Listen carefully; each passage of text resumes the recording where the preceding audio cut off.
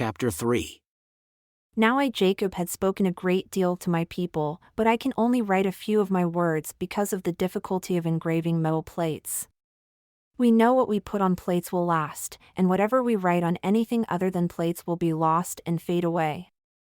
So we write a few words on plates, and they'll give our descendants and dear brothers and sisters a little knowledge about us or their forefathers. We're pleased to do this, and we work carefully to engrave these words, hoping our dear people and our descendants will be thankful for them. We hope they'll study them carefully so they can understand their ancestors, be grateful, and not disregard them. We've written these things for this purpose, so they learn we knew about Christ and had a hope of glory in Him hundreds of years before His coming. And it wasn't just us who had a hope of His glory, but so did the holy prophets before us. They believed in Christ and worshipped the Father in His name, and we also worship the Father in His name. This is the reason we keep the law of Moses, since it points our souls to Him. This lets us honor Him and His righteousness, just as it was credited to Abraham in the wilderness for being obedient to God's commands in offering his son Isaac. That event symbolized God and His only begotten Son. Therefore we carefully study the prophets and have many revelations and the spirit of prophecy. Because we have all these witnesses, we obtain hope and our faith becomes unshaken, so we can actually command in Jesus' name, and even the trees, mountains, or waves of the sea obey us. Nevertheless, the Lord God shows us our weaknesses, so we know it's by His grace and great acts of condescension for mankind that we receive power to do these things. The Lord has done such great and awe-inspiring things. How unsearchable are His deep mysteries! It's impossible for mankind to discover all His ways. And no one knows His ways unless they're revealed to them. Therefore, brothers and sisters, don't disregard God's revelations. By the power of His word, mankind inherited the earth, and the earth was created by the power of His word. So if God was able to speak and the world came into existence and able to speak and mankind was created, then why can't He command the earth or His handiwork upon it, according to His will and purposes? Therefore, brothers and sisters, don't attempt to give advice to the Lord, but decide to take advice from Him. Indeed, you know He counsels wisely, justly, and very mercifully over His creation. Therefore, dear people, be reconciled to God through the atonement of Christ, His only begotten Son, so you can receive a resurrection according to the power of the resurrection which is in Christ, and so you can be presented to God as Christ's first harvest, having faith and receiving the promise of glory in Him before He reveals Himself in the flesh. Now, dear people, don't let this surprise you. Why shouldn't we speak of Christ's atonement and have perfect knowledge about Him? Why not have understanding of the resurrection and the world to come?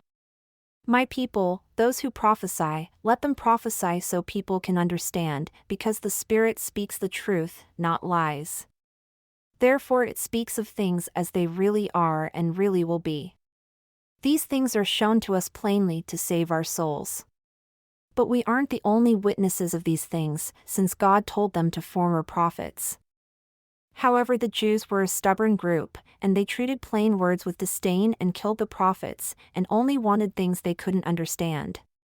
Therefore, because of their blindness, which came from looking beyond the mark, they couldn't help but fall. So God removed His plain word from them and left them with things they can't understand, like they wanted. Therefore God lets them puzzle and argue.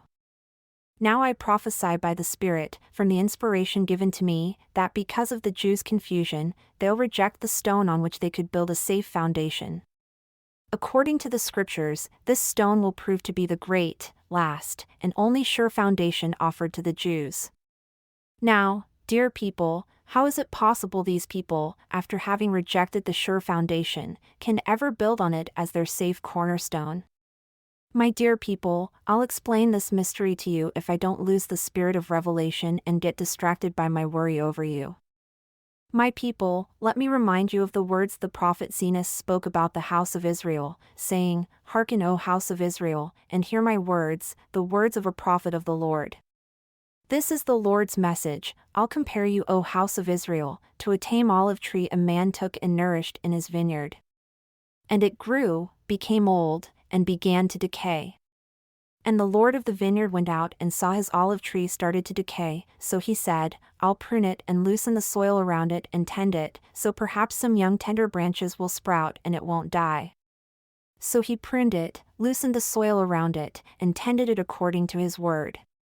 After many days it began to sprout a few young and tender branches, but the main top was dying. And the Lord of the vineyard saw it and said to his servant, It makes me sad to lose this tree. So go and retrieve branches from a wild olive tree and bring them here to me. Then we'll cut off the main branches that are starting to wither away and throw them into the fire to be burned.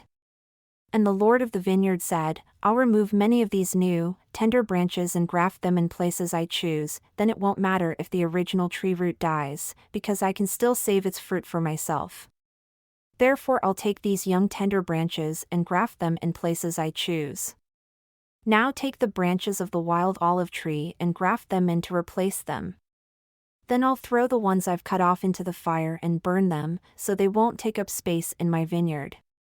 And the servant of the Lord of the vineyard followed the Lord of the vineyard's plan and grafted in the branches of the wild olive tree.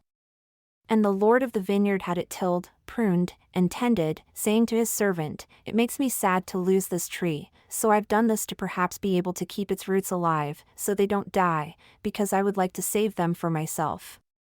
Therefore follow the plan, watch the tree and tend it following my instructions.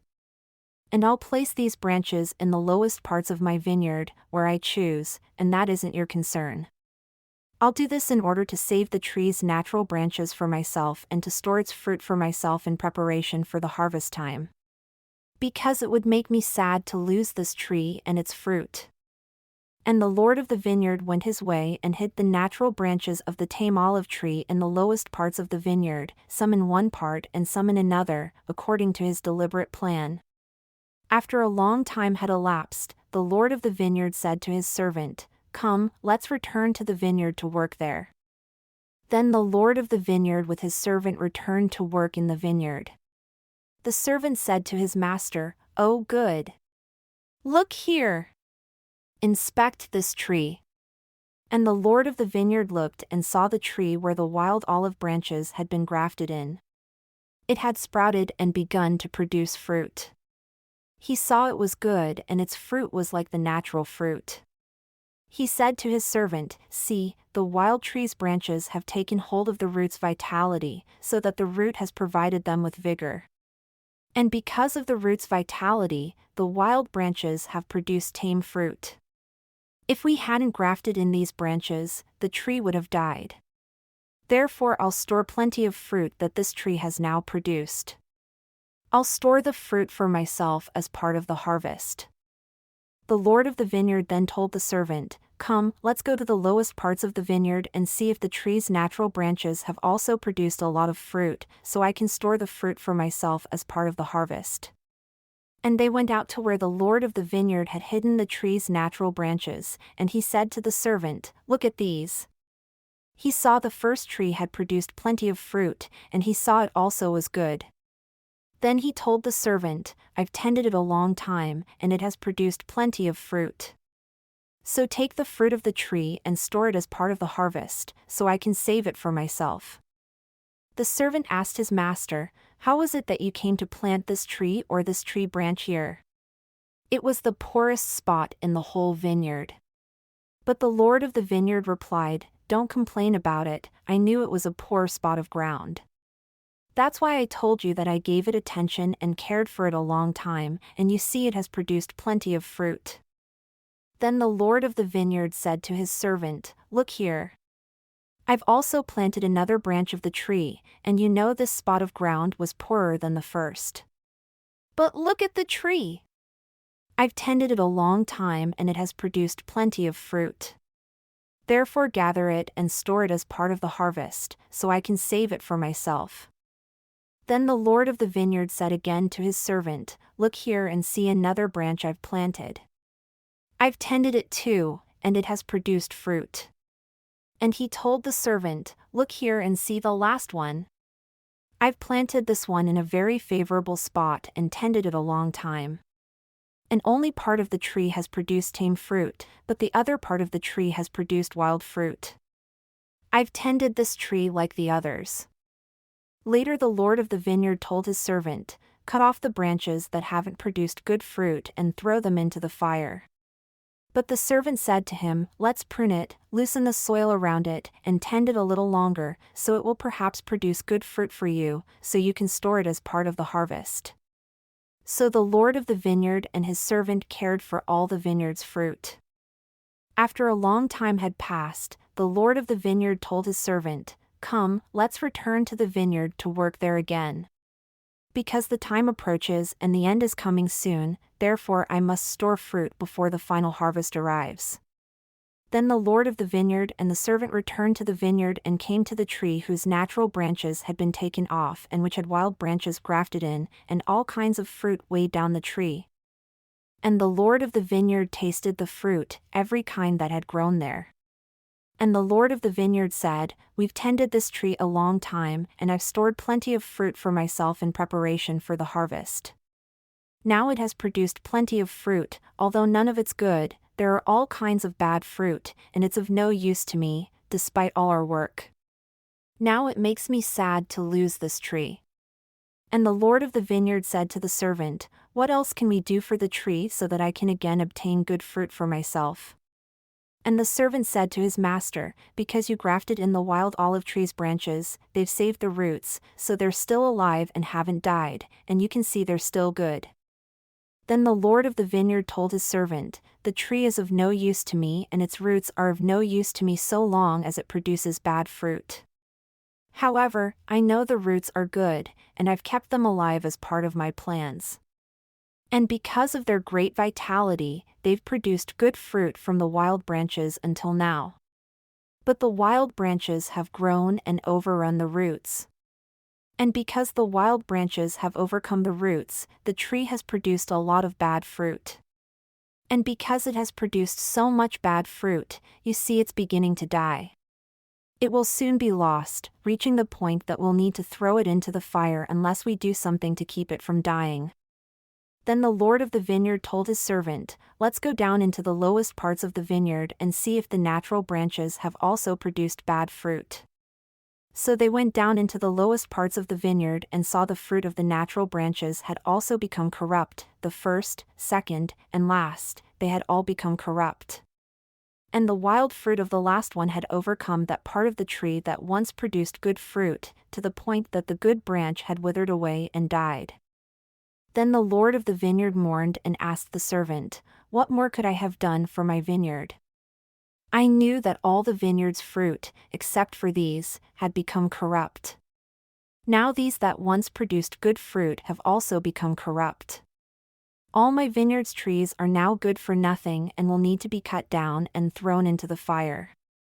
I planted this last one, whose branch has withered away, in a good spot of ground, indeed, a place I valued above all other parts of my vineyard.